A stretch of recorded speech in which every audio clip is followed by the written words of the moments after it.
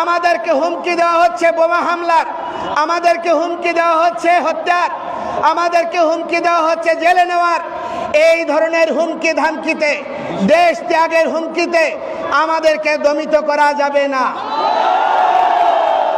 আমরা এই দেশ ছেড়ে যাব না। আমরা এই দেশের ভূমিপুত্র, বাঙালি সংস্কৃতিকে বিপন্ন হতে দেব না।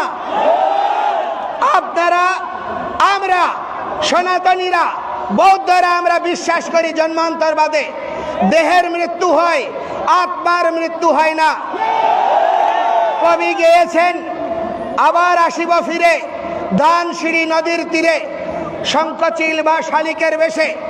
আমরা শঙ্খচিল শালিকের বেশে নয়, আমরা বীর যোদ্ধা হয়ে মরব এবং আবার জন্মগ্রহণ করব। এই আন্দোলনকে,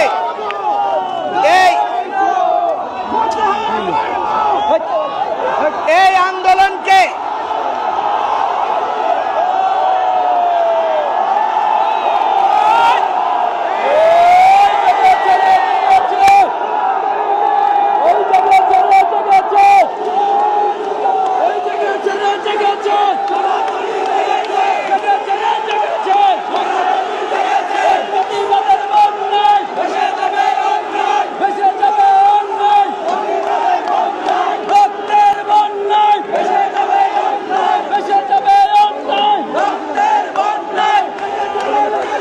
আপনারা দেখেছেন, আপনারা মা ভগবতী দুর্গার পূজা করছেন। আগামী 4-5 দিন পরে বাংলাদেশের সনাতনীদের সবচেয়ে বড় ধর্মীয় উৎসব দুর্গা পূজা অনুষ্ঠিত হবে। মা দুর্গা পূর্বে সতী ছিল, সতী রূপে দেহত্যাগ করে তিনি আবার পার্বতী হয়েছেন এবং মহিষাসুর মর্দিনী রূপে চণ্ডামুণ্ডকে বধ করে চণ্ডিকা হয়েছেন।